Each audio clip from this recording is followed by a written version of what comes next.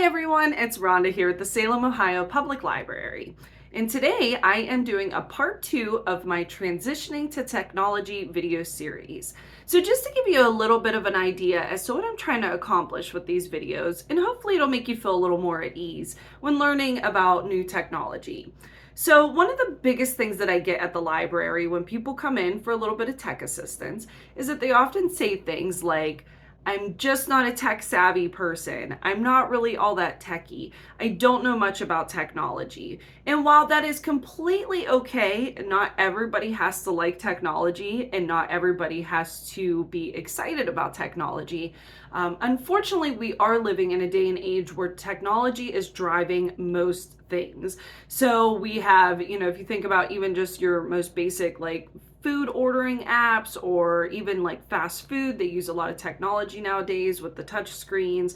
If you think about Walmart and even just scanning your own groceries now, right, they have the self-checkout lines. You got to kind of deal with the touch screen going on there. Anything from school related stuff, if you're in college or if you have kids who are in school or if you have grandkids who are in school and you notice that they're on those Chromebooks or those tablets all the time. Technology is everywhere. It's even in our cars. So my goal is to really help you feel better about starting from the very beginning. So last week I went ahead and showed you a little bit about what you can find on the side of a laptop. Now, always keep in mind that there are many different types of devices out there. We have cell phones, we have tablets, we have desktop computers, we have laptops. We have smart TVs. The list goes on and on. So in these specific videos, just to get you started, I am using a laptop. But if you happen to have a different type of device that you would like a little more clarification on, you can always make an appointment at the library. I am there on Tuesdays and Thursdays.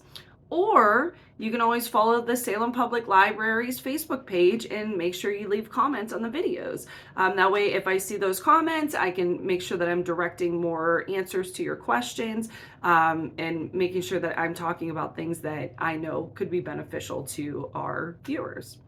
All right, so to get started on this video, just a quick reminder that in last week's video, I went over the different things on the side here, the different ports and the functions that they do. And I also did the same on this side.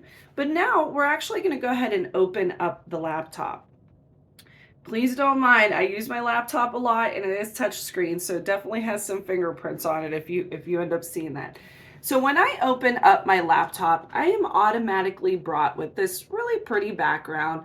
Not everybody's is gonna look exactly the same. Some models have just a basic blue or a basic one color scheme that might not look as fun and delightful as this one might. However, I think that really depends on just how new your laptop is. So mine I've had for a couple of years now, and this has always kind of been the background here. Now, I want to clarify though, this is not my desktop background. We'll learn more about desktops and all of that probably in the next video. If I don't get around to it in this one, I will definitely cover that next. But this is actually a lock screen. And what that means is that you can't go past this screen unless you have the correct social, oh my gosh, I'm sorry, not social, the correct password to get into it. Kind of threw me off a bit that it turned off like that, but this is normal. This is called rest mode. So two things, right? So we learned a little bit about the screensaver there. And then when it goes all black like this, that's actually rest mode. So that means that your computer is trying to take a little nap so that it's not using so much energy or power. That way it kind of conserves it for you.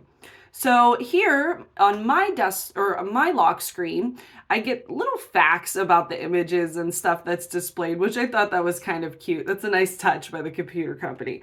However, if I try to log in, okay, so all of a sudden I hit any button. It could be any button on my computer. When I try to log into it, it really isn't giving me many options. It doesn't let me do anything, right? I'm tapping all these buttons and nothing's happening. My specific computer is set up with biometrics, which means I can unlock this using my fingerprint. And for those who don't remember from last week, over here is where my biometric is, okay? My little button there. So I'm going to try to do this backwards here, so bear with me. If I try to sign in, okay? So if I hit the button that said sign in options, okay, I am greeted with a couple of things. So I have these 3 buttons right here. Now your computer might look a little different. Yours might only have 1, but mine has 3. So the little key there is actually for passwords. Let's see if I can get that a little bit on there. That's for a password. So if you wanted to have letters, they call them characters. So letters or characters or numbers. So basically punctuation. A password, a really strong password should be made up of letters, numbers, and characters. Then you can enter that there. The next one over is the biometric fingerprint. And then the last one is just usually a 4-digit number. Some computers it might be 6, but it's more just numbers that you would put in. It's like a PIN that you put in to get into your laptop. So my computer switched screens because it doesn't know what I'm trying to do. It's basically saying, hey man, you're just kind of hanging out on that one screen. We don't know what's happening. So we're going to default to the lock screen video or photo. Okay. So I'm going to go ahead and use my fingerprint right over here to log in. And I was able to do so successfully. So now this is my desktop. So I will explore the desktop and all the other things going on here probably in the next video because I really want to kind of concentrate a little bit more on the touchpad here, which is this rectangle area, and then also the keyboard. Okay, so I'm going to go ahead and pause this video for a moment, and I'm actually going to set up what the keyboard looks like, and then we're going to go over a little bit more about the different keyboard strokes. All right, I'll be right back. All right, so I am back with my keyboard here, and I am just going to go over some general information about the keyboard because there is quite a bit to learn about the different characters and functions. And so for today, I really just want to give a general guideline as to how your keyboard works. So right down here, we have something called our touchpad. And basically this is how we navigate our computer. So if you can see when I go ahead and move along my finger here, let's see if I could get my mouse into this screen here. Here's my mouse, okay? And I am just moving it around by circling the touchpad, okay? And for the left click and the right click, now it's hard to see it because there is no actual like physical line, but our left click is going to start from here. And it's going to go to about the middle of this touchpad, and then the right click is going to be right here. So when you're using a regular mouse, of course it has a left click and a right click, but here in this situation, we are just going to feel for this. So when I click here, see how that's the left click, and over here is the right click, okay? So that is pretty much all for the touchpad. Sometimes you can click on things by just tapping a few times as well. Kind of depends on your touchpad settings. So to move on to the keyboard, I'm going to work on zooming in here a little bit. So up here at the top, this top row they are function keys. And basically, they do certain actions on your computer that are different than just typing a number or a letter. So for instance, right here, I have this will dim the brightness of my computer. This will make the computer a little brighter. Right here is a light button that if I press this, it will actually turn a backlight onto my keyboard. So if I'm typing in the dark, I can see. Here would mute my volume. This is lower volume, higher volume, and so on and so forth. There's all sorts of different buttons up here that do different things. And in order to actually get those buttons to do those things, you have to hit this function key. So it says FN right there. So if I wanted to make my computer brighter, I would hold the FN, try to do this one-handed here, and then press my bright button. And see, I have it on the left-hand side. If I want to go down, I would just move to the other one, and so on and so forth. Okay? And that is how that works. Now, not every keyboard is going to have the FN button. Some keyboards actually don't require that. So if yours looks a little different than mine, don't be concerned. That's totally okay. And if you have any questions about it, you can always add them on the Facebook post comment section, or you can call the library and talk to me. I am here on Tuesdays and Thursdays. So just to go over a couple of other things, over here is our number pad. Now, one thing I want to make sure everyone's aware of is this button right here called the number lock. And basically when this is turned on, so if I pressed it, when I would press my numbers, nothing would show up. I get this at the library a lot where people go to type in maybe a phone number or something, and then all of a sudden nothing shows up. That's because the number lock is on. So to turn it off, all you do is just press this button one more time. And when you do that, it resets it and it turns it back on. Over here, we have tab.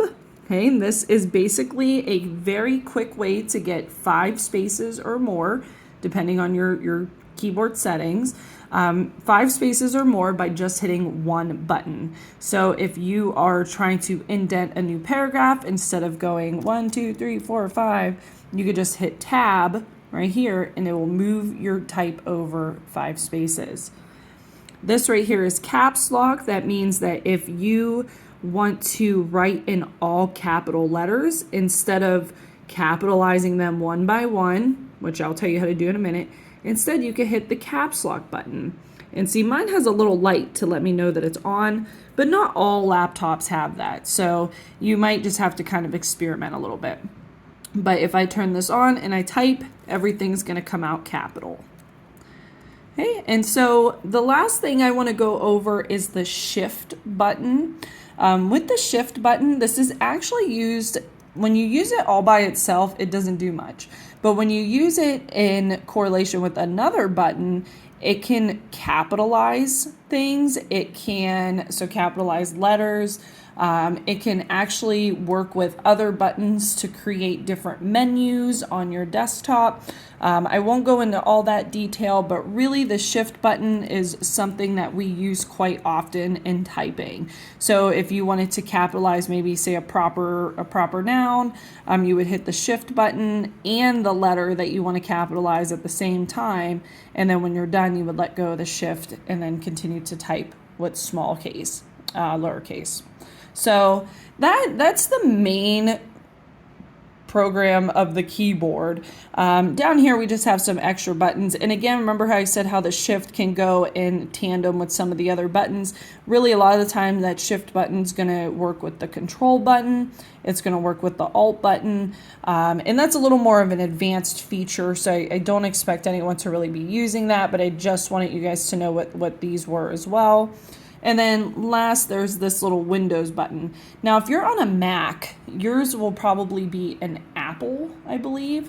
And so really all this does is this helps us open our search menu for our actual operating computer or operating system. So I have a Windows-based computer, so mine is a little window, and then I can actually go into this menu and type in anything I want, and it will help bring that up for me.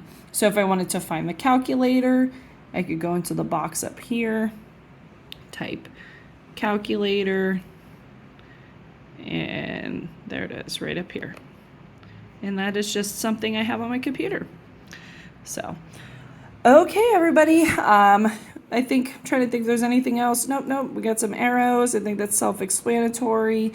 We have just some extra punctuation, like brackets, things like that. Oh yeah, last thing is, so these number keys, and you also see some of the punctuation keys, they have 2 different tokens on there, like 2 different pictures, right? So up here, we have like a number sign, a money sign, a percent sign. When you press these buttons without anything else, then it's going to come up these numbers. So if you press 4, it's going to be 477. However, if you press shift in one of these buttons, so if it hits shift and then 5, it would actually print that percent sign instead. So same thing for all of these. So if you ever want to use the second little icon on these buttons, then you would hold down shift and then press that button to get those. All right, everybody, I hope that was helpful for you. Please join us next week where I will go over a little bit more about the desktop here, about the taskbar down below, and what a lot of these different icons mean and how they can benefit you when using your laptop. All right, everybody, have a wonderful day.